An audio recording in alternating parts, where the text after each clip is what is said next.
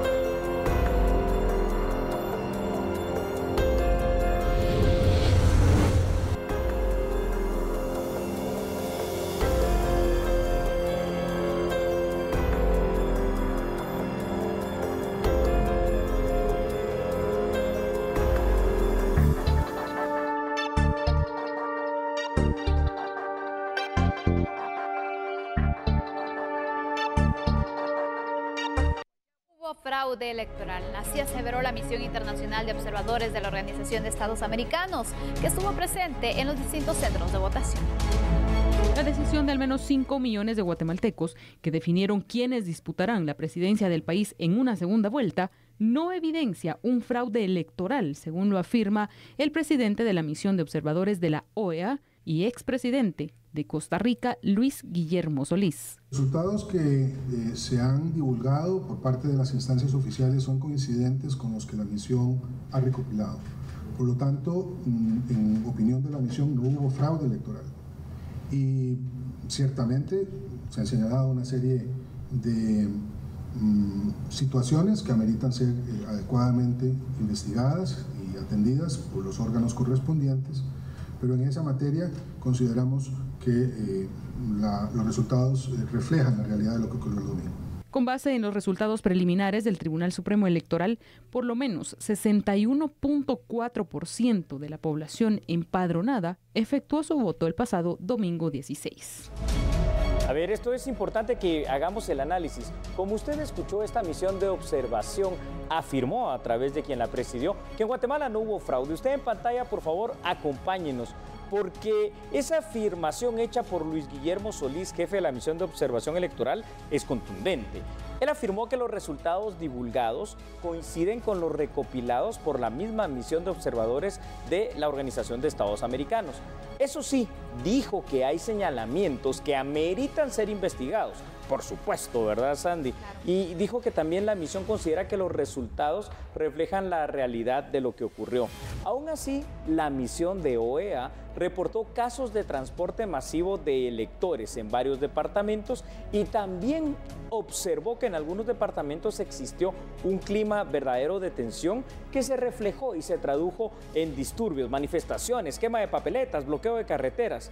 Aseguró además que han recibido 20 denuncias, lo cual no parece realmente mucho, sobre el proceso electoral desde su llegada al país. Esas son las opiniones vertidas hoy precisamente por el jefe de misión de OEA. Así es, Julio. Y bueno, hay que mencionar entonces que para eso era que se necesitaban a los observadores, Correcto. para que estuvieran entonces observando y, valga la redundancia, y tomando nota de todo lo que pasaba, porque este informe viene también a fortalecer el sistema democrático y sobre todo también esas dudas que se pudieron generar en su momento. Claro que sí, Sandy. Sabes, yo aquí quisiera añadir y sumar una situación. Fuera de lo que estamos viendo en pantalla, que estuvieron durante los comicios electorales, el hecho de la presencia de los observadores internacionales, los voluntarios guatemaltecos. Claro. Más de 1000 voluntarios de distintos lugares, universidades e instituciones que estuvieron desplegados en todo el país. Incluso el sector privado que también tenía. Correcto. Yo creo que ellos le dan una certeza aún mayor. Pero te he de decir algo. Lo que sí no considero que estuvo bien y debe mejorarse es esa velocidad en la cual la transmisión de datos de parte del TSE estaba fluyendo. La página se caía, los ciudadanos no podían verla, los medios de comunicación no tenían el acceso a una actualización pronta. Esos detalles también habrá que cuidarlos. Y mira, la OEA, por ejemplo, en esta misión de observadores, precisamente resaltó lo que tú has mencionado. Y Quisiera hablando de esto, un poco más de eso. Exactamente, vamos a proyectar en pantalla algunos datos que se dieron a conocer por parte del informe que realizó entonces esta misión de observadores de la OEA. Hicieron recomendaciones al Tribunal Supremo Electoral. Entre ellas se encuentran fortalecer la seguridad y garantizar el acceso en la página web de los resultados. Excelente. Tener un plan de acción y calendario técnico sobre la puesta en marcha del sistema integrado de transmisión de resultados. Además, contemplar en un conjunto de pruebas y simulacros del sistema de transmisión con suficiente tiempo de antelación. Facilitar el acceso directo de los fiscales de los partidos políticos a las pruebas y simulacros de esta misma. Reforzar la capacitación de los miembros de las juntas receptoras de votos y de coordinadores de centros de votación y, por supuesto, mejorar la coordinación interinstitucional entre la autoridad electoral, las agencias de seguridad y el Ministerio Público. Fueron algunas de las recomendaciones que se hicieron al Tribunal Supremo Electoral. Yo lo que te puedo decir es precisamente eso, muy oportunas.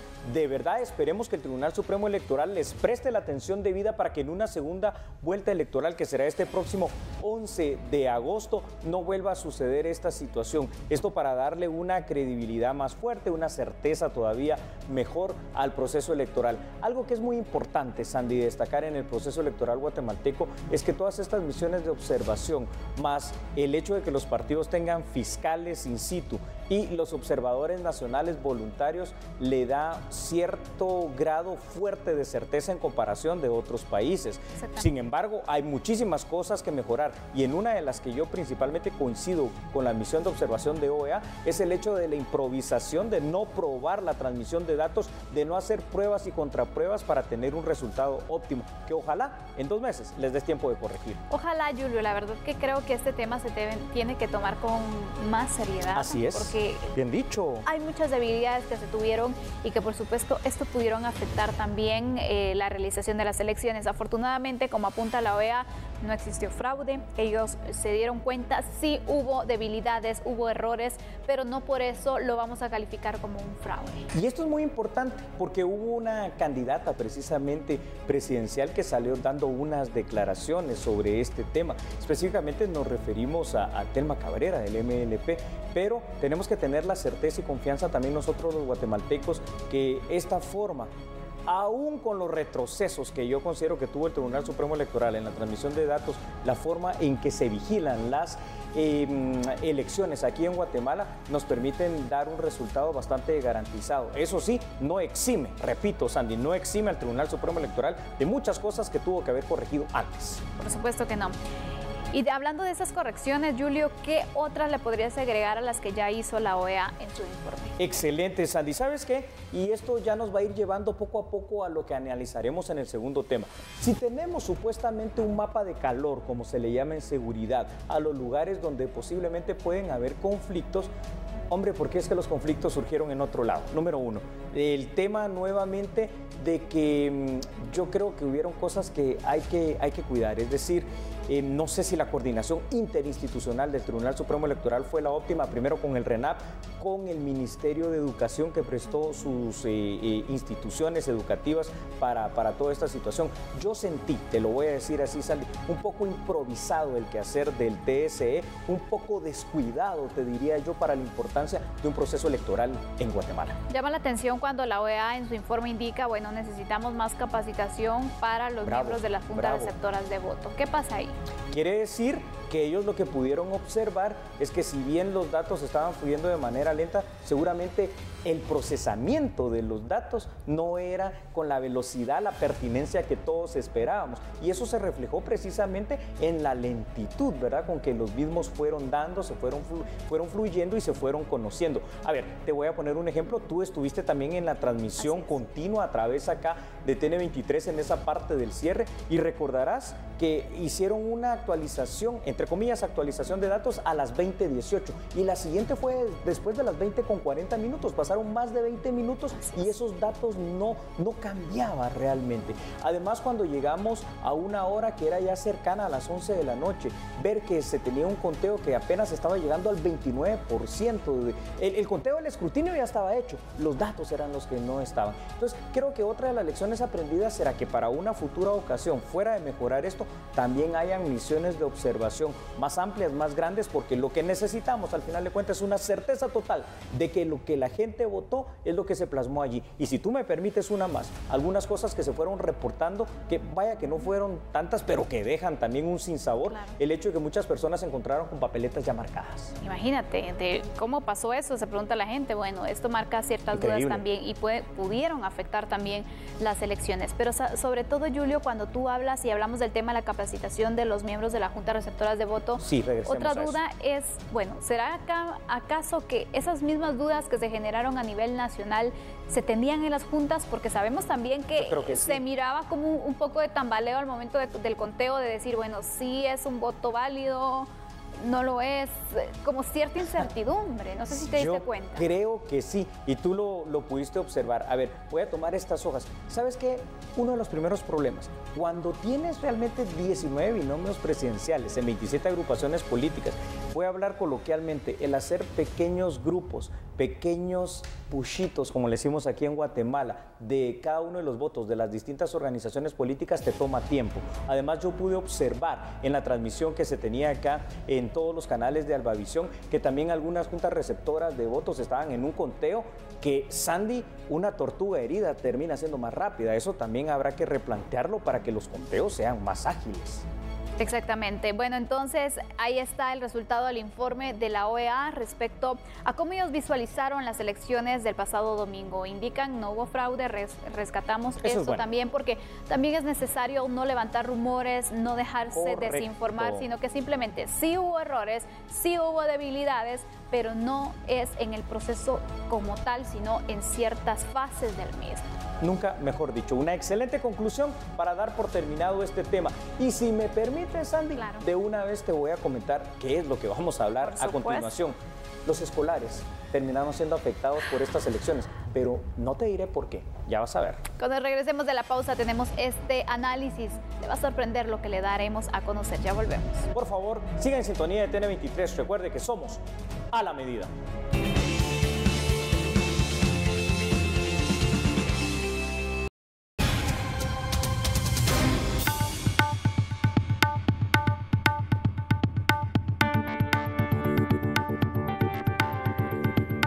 Un adelanto, pero los conflictos generados luego de las elecciones han dejado como resultado 5 escuelas con una serie de daños. Se coordinan desde ya los planes de reparación. Es poco, pero no debería de aparecer este tipo de violencia que afecta el buen desarrollo de las actividades. ¿Y eso obligará de alguna manera a suspender clases en alguna de ellas? No son daños también mayores, son daños menores, como ya le menciono, problemas de vidrios que, por ejemplo, fueron apedreados por las personas inconformes y que se quebraron. También algunos problemas relacionados con puertas que fueron derribadas. Tenemos suspensión de clases, es en Coatepeque. Toda la ciudad de Coatepeque se suspendieron clases producto también de la inconformidad de los vecinos por, entiendo yo, la reelección decisión del señor alcalde. Ese es un tema que no debería de afectar la seguridad en el área, pero lamentablemente sí lo está haciendo. Autoricé entonces que se suspendieran clases en Coatepeque para garantizar la seguridad de los profesores y de los estudiantes que pues participan del proceso formativo. Realmente esto es bastante deplorable, bastante triste y molesta. ¿Por qué molesta? Porque los menores de edad no tienen la culpa de esta situación. Acompáñenos, por favor, como usted ve en pantalla, a hacer este análisis. 10 escuelas utilizadas como centros de votación resultaron con daños en su infraestructura. Algunos de estos daños sufridos, como ya lo escuchó usted de boca del ministro de Educación, fueron vidrios rotos, puertas destrozadas y también daños en la parte externa de los edificios. Ahora bien, el Ministerio de Educación facilita, por supuesto, al Tribunal Supremo Electoral el uso de las instituciones, ¿verdad?, educativas para que puedan albergar las juntas receptoras de votos. Sin embargo, no sé si se tuvo o no el cuidado realmente con estas instituciones y ya estas cuentan con ciertas deficiencias, cuentan con ciertas carencias que no amerita el caso a que las devuelvas en un peor estado, Sandy. Qué terrible. Exactamente, y es que tenemos que cuidar también los establecimientos públicos, porque recordamos entonces que al final, ¿quiénes son entonces los más perjudicados de esta situación? Los niños, los estudiantes, varios. Sí, en el caso que el ministro daba a conocer, se tuvo que suspender clases, es decir, estos niños van a pasar un par de días sin recibir las clases, derivado entonces de los daños también, porque no se va a arriesgar al estudiante. Esta es una situación que es lamentable, es decir, bueno, hablemos aquí las cosas como son. Los niños en su inocencia, los jóvenes dirán, bueno, qué alegre, qué bonito, pero no, realmente no se están dando cuenta que el daño en primer lugar es para ellos, porque también se van a extender esos días, después se correrán, ¿no? Exactamente. Y si no se corren, esos días se pierden y un día perdido realmente en educación es demasiado. Ahora, yo me hago una pregunta.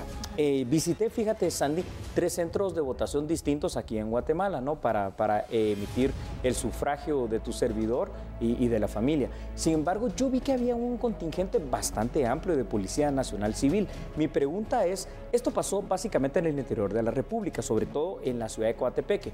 ¿Habrá habido la suficiente seguridad o será que la seguridad estuvo solamente para el momento de la elección y los disturbios fueron a posteriori? Porque esto sería una muy buena lección aprendida para evitarlo en la segunda vuelta. Y mira, Julio, aunque se haya tenido también la cantidad de agentes necesarios, por ejemplo, veamos el caso de Esquipulas Palo Gordo, donde se tenían varios elementos, pero que obviamente la cantidad de personas que se fueron y la forma en la que empezaron entonces a enfrentarse con los agentes, ¿qué los dejaba ellos? Recordemos que ellos no pueden accionar inmediatamente, no pueden utilizar la fuerza, sino que hasta que ya se pueda observar. Esas son las limitantes también que se tienen. Sabes que acabas de decir una cosa demasiado importante. En seguridad hay un precepto, sobre todo para las policías de cualquier país, el uso racional de la fuerza. No entras de entrada con gases lacrimógenos, aunque sí hubo que utilizarlos. Por ejemplo, en el ejemplo que tú ponías de Esquipulas, Palo Gordo, San Marcos, para aplacar los ánimos. Pero claro, primero tratas de conciliar.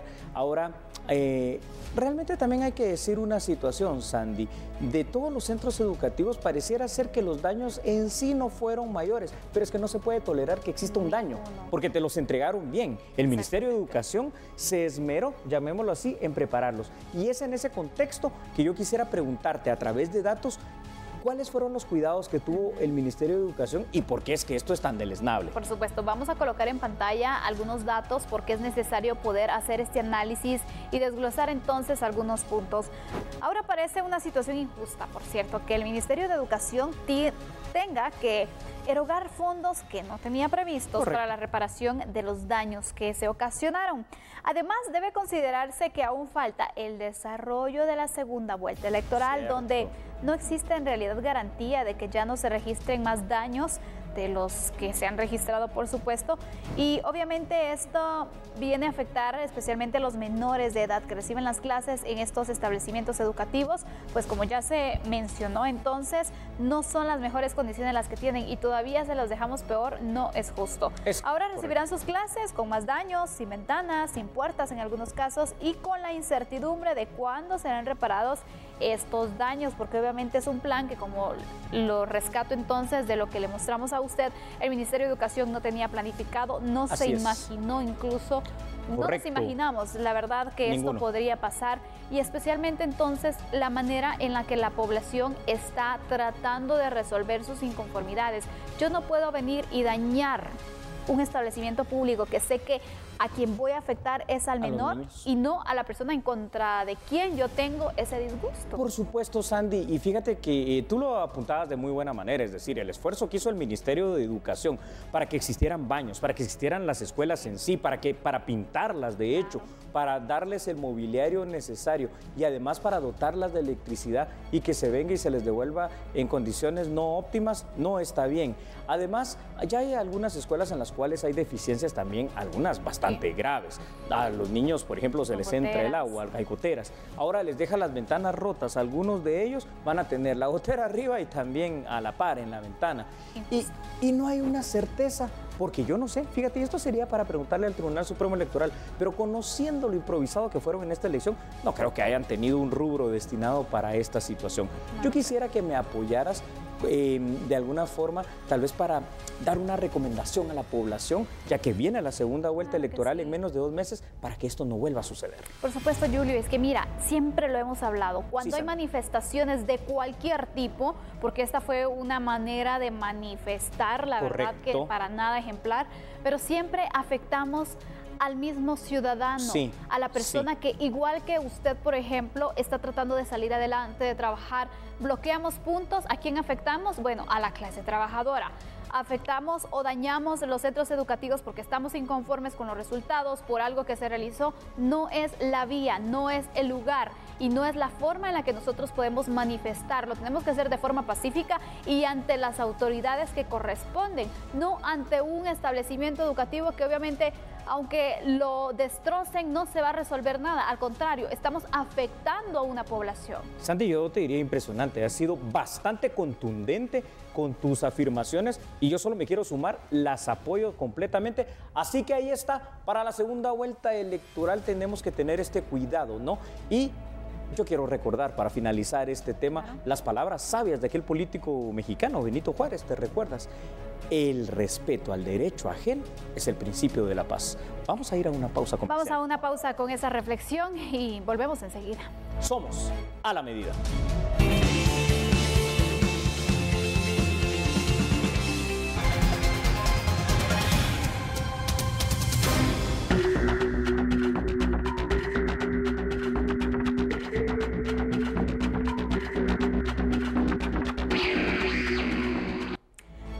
Guatemala podría aplicar pruebas de ADN a los niños que viajen en caravanas de migrantes.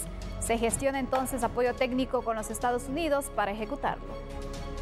Otra acción que le puedo compartir es, por ejemplo, lo que vamos a hacer esta semana en Estados Unidos con respecto a conocer la tecnología de uso de ADN en pruebas rápidas para asegurarnos que los menores de edad no se los lleven robados, secuestrados o alquilados en una ruta tan peligrosa como la ruta migratoria. ¿Cuándo podría quedar en firme la instalación de estas pruebas de ADN, ministro?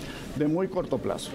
Se han identificado nuevas modalidades de trata en las caravanas, aseguran autoridades de gobernación. Sin embargo, este plan de identificación no eliminaría el acuerdo regional CA4.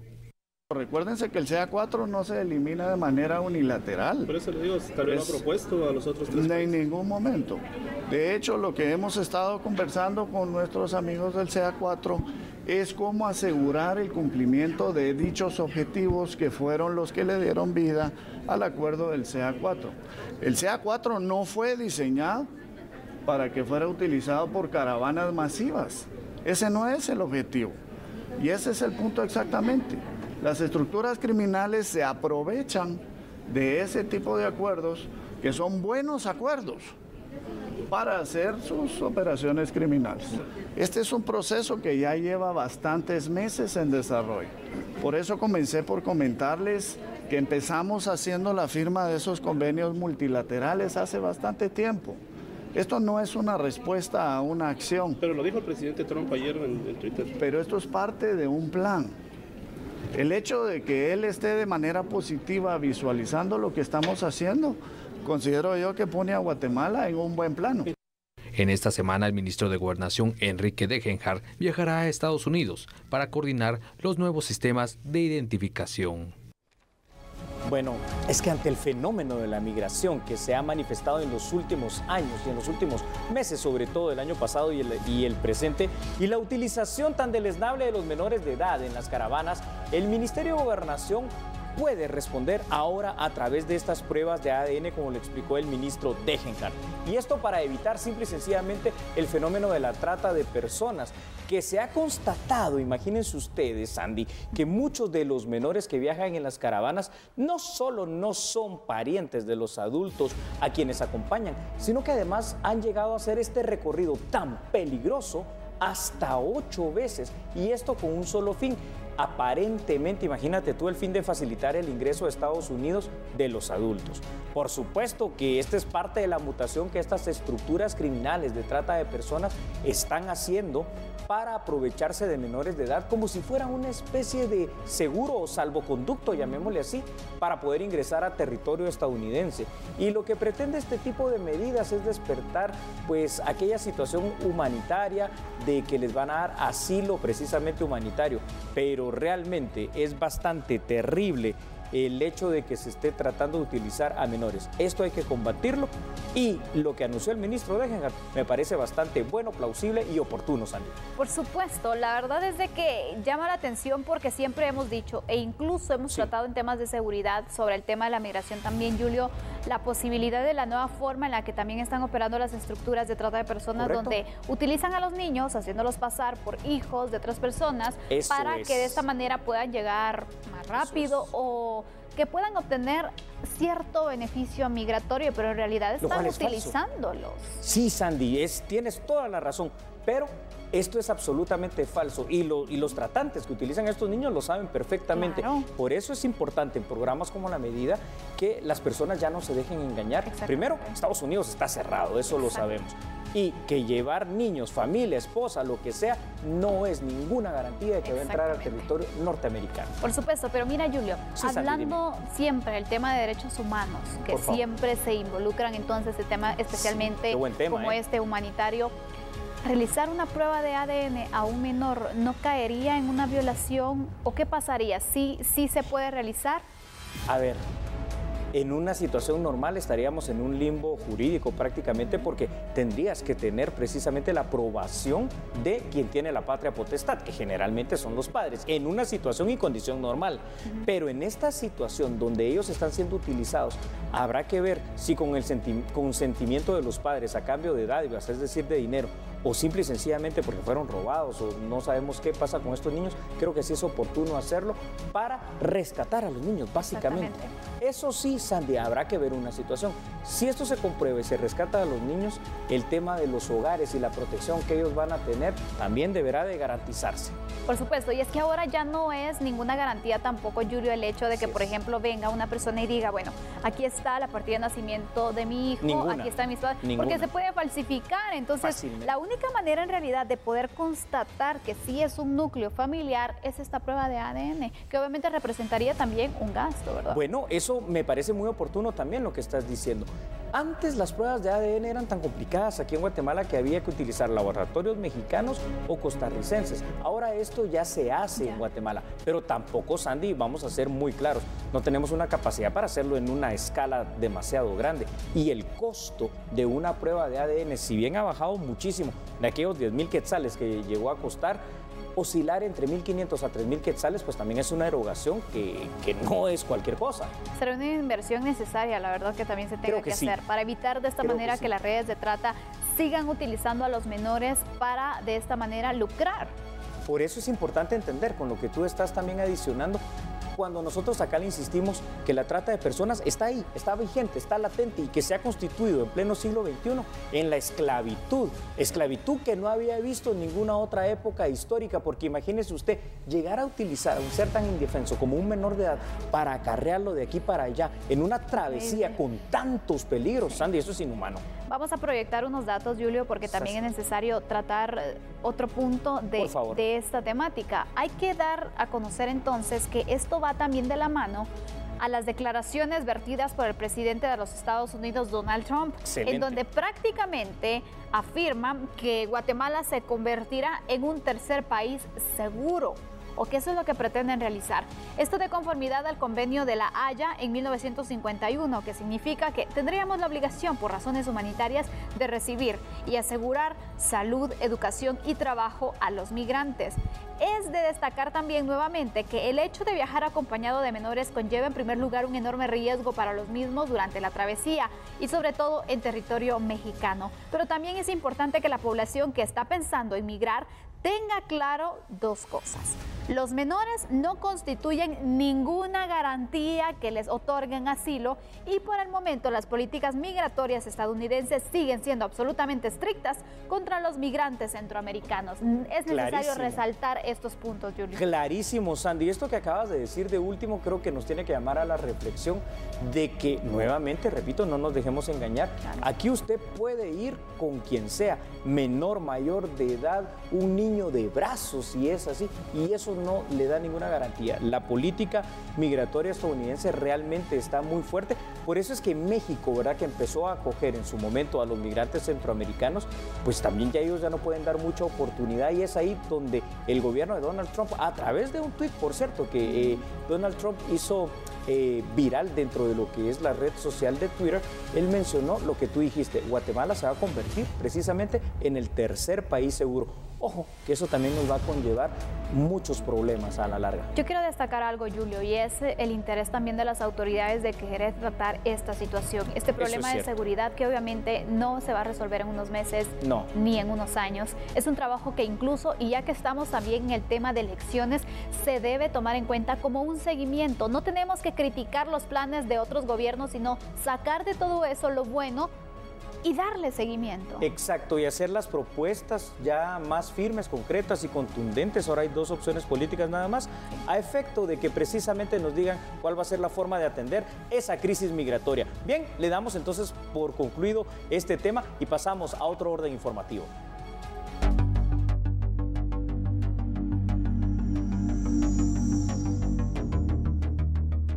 Los magistrados de la Sala Tercera de la Corte de Apelaciones resolvieron levantar de medida también el embargo de cuentas bancarias a los acusados del caso Ixpisa. A la droguería Pisa de Guatemala, Sociedad Anónima, se le levantó un embargo de 28 millones de quetzales. En septiembre de 2018, las jueces del Tribunal Undécimo condenaron a 12 personas por un contrato ilegal de 116 millones de quetzales entre la droguería Pisa de Guatemala y el Instituto Guatemalteco de Seguridad Social. En este proceso, el representante de la entidad Droguería Pisa pidió a los magistrados el levantamiento de un embargo de 28 millones de quetzales. La resolución de inmovilizar ese efectivo está perjudicando las operaciones comerciales. Otros señalados en este proceso fueron absueltos el año pasado y también pidieron el levantamiento de embargos o desbloqueos de sus cuentas bancarias. Es por esa razón que a pesar de que salí absuelto, tengo mis cuentas aún embargadas. Logré conseguir un trabajo casi 8 meses después de que salí de prisión y estoy viviendo con eso día a día, sin saber si el día de mañana me van a despedir o no me van a despedir por la situación económica del país o por estar pidiendo permisos, ¿no? Porque pido permiso para poder estar en las diferentes audiencias. En la resolución, los magistrados de la Sala Tercera explicaron que se aceptó el levantamiento de los embargos a cuentas de ahorro y monetarias, considerando que en la lectura de sentencia los sindicados no fueron sentenciados al pago de una reparación digna monetaria.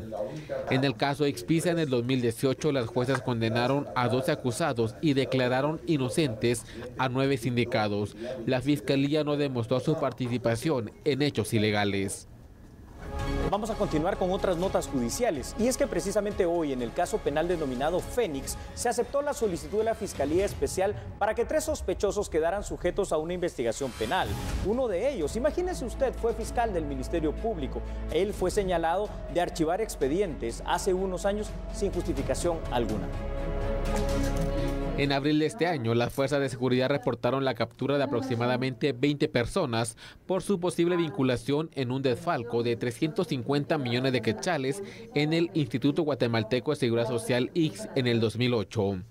En una segunda fase de acusados, la jueza Erika Lorena Ifán resolvió que Agustín Castro, Juan Carlos Herrera y Jehován Estuardo Vázquez Cervantes sean investigados por el Ministerio Público por hechos de lavado de dinero y denegación de justicia. El acusado Vázquez Cervantes fue fiscal de la entidad encargada de la persecución penal y archivó unos años del expediente sin ninguna justificación.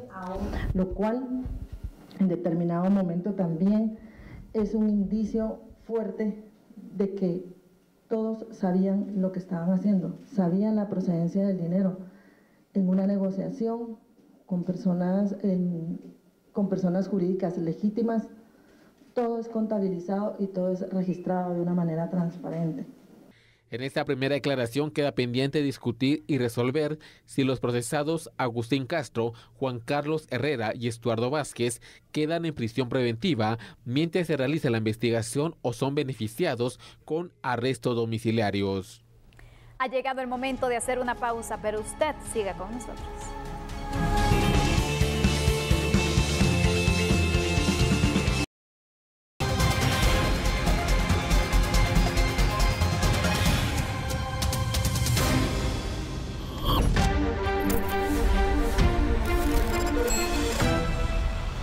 La candidata a la presidencia por la Unidad Nacional de la Esperanza, Sandra Torres, se reunió con los alcaldes electos y reelectos del partido y les brindó un mensaje. La idea del día de hoy es invitar a otros sectores. No estamos cabales, necesitamos el apoyo de los demás compañeros, de otras personas, de sectores del área rural, del área urbana. Yo quiero construir un solo país, una sola Guatemala, unir el área rural con la capital, unir los empresarios con los obreros, unir el trabajo de la ciudad con el campo. Construyamos un solo país. Ese es el país que yo sueño, que todos queremos y todos nos merecemos. Por eso hoy los invitamos a que continuemos ese buen trabajo que iniciamos en la primera vuelta. Y la segunda vuelta es nuestra, reclamar la unidad nacional, que es importante, no podemos seguir confrontados ni divididos. Guatemala necesita una oportunidad de unión, de unidad. Y por eso hacemos la invitación el día de hoy. Y la unidad empieza por la casa, compañeros y compañeras. Hoy te estamos demostrando que estamos unidos, que somos un partido bien estructurado, ustedes lo demostraron con su trabajo. Yo quería iniciar también felicitándolos tanto a los diputados, secretarios electos y reelectos. Señores diputados, un aplauso también para ellos. Tendremos la bancada más grande en el Congreso, con 54 diputados, con una agenda. Y también agradecer a los alcaldes que nos apoyaron, a los electos, los reelectos y los que nos dieron el apoyo, agradecerles también. Un aplauso por todos los compañeros que están aquí. Y agradecer también a los niños y a las niñas que votaron por nosotros, porque también ganamos la elección infantil, lo cual demuestra que la población nos tiene confianza y nos quiere. Obviamente tenemos que ir a conquistar los corazones de los que no votaron por nosotros.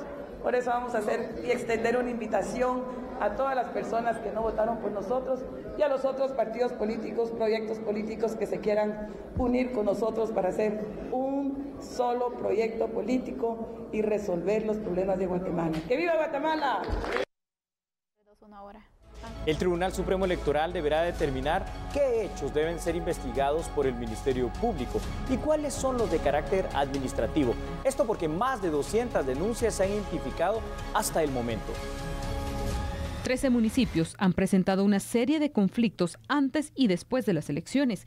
El Tribunal Supremo Electoral asegura que ha recibido 260 denuncias por diferentes hechos de posibles delitos electorales. 260 documentos que ya representan una considerable fuerte de denuncias.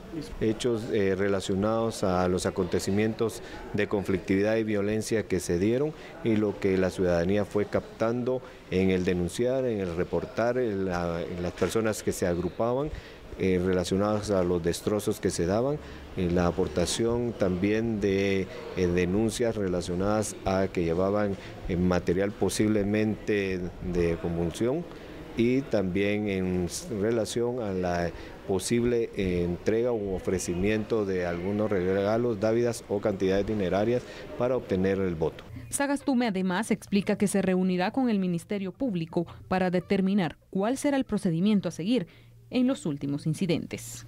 Hacemos el análisis respectivo para determinar lo relacionado a situaciones puramente de derecho administrativo, presentarlas al director del registro para someterlas a consideración de posible sanción. Y también hacemos un análisis para determinar si es posible que se encuadre dentro de algún tipo de delito electoral o delitos conexos. También el enlace con el Ministerio Público para fortalecer la investigación al Ministerio Público en aportar evidencia y no hacer una doble denuncia. El comisionado presidencial del diálogo se pronunció tras los conflictos registrados al interior del país por la inconformidad de resultados electorales.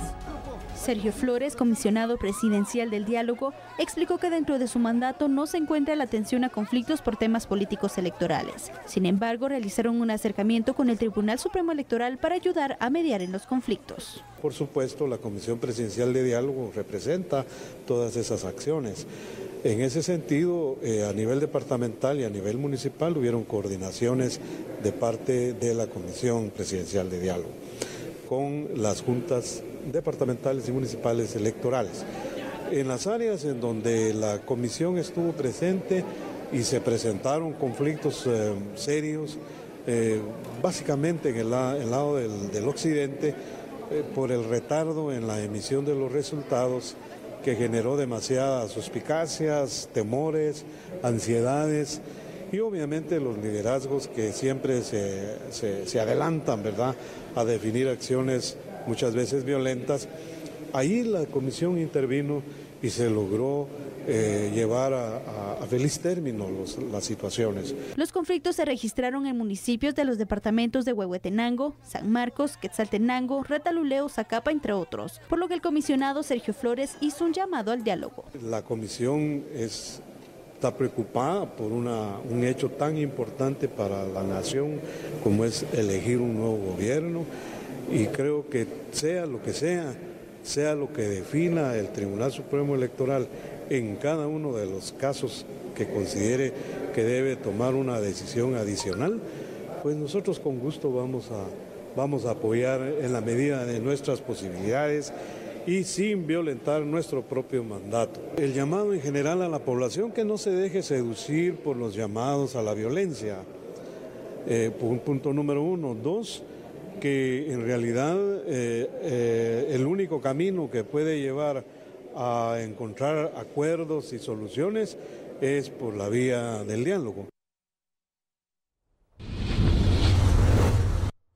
Sandy, televidentes de A la Medida acá en TN23, queremos presentar un video que le va a sorprender verdaderamente. Esto ocurrió la noche del domingo mientras se daba una celebración de una victoria de un alcalde. ¿Qué es lo que pasó, Sandy?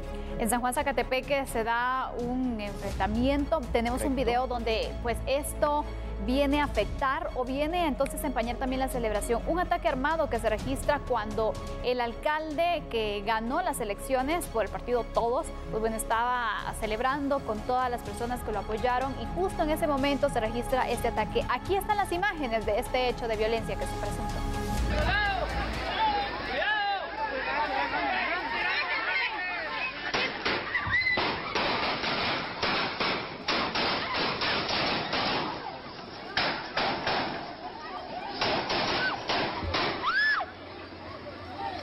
Al suelo, por favor, toda la gente al suelo.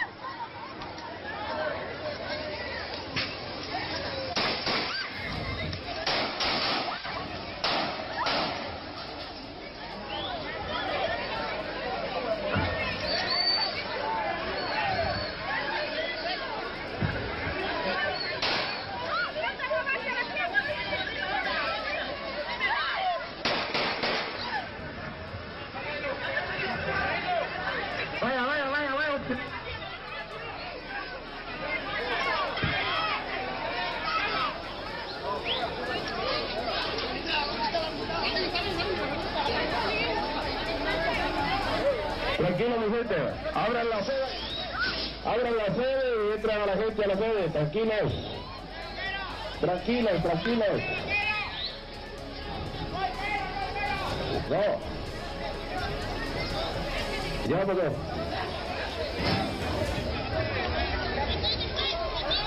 Afortunadamente no se registraron personas heridas y se maneja otra versión también. Una de ellas indica que una persona estaba disparando al aire y esto fue lo que se escuchó. Son las dos versiones que se manejan de este hecho. Cualquiera de las dos situaciones, sea un atentado o algún loco disparando al aire, realmente esto no se puede dar. Y le quedan las imágenes para que vea lo dramático. Por el momento, lo esperamos mañana a las 21 horas. Que descansen. Feliz noche. Buenas noches.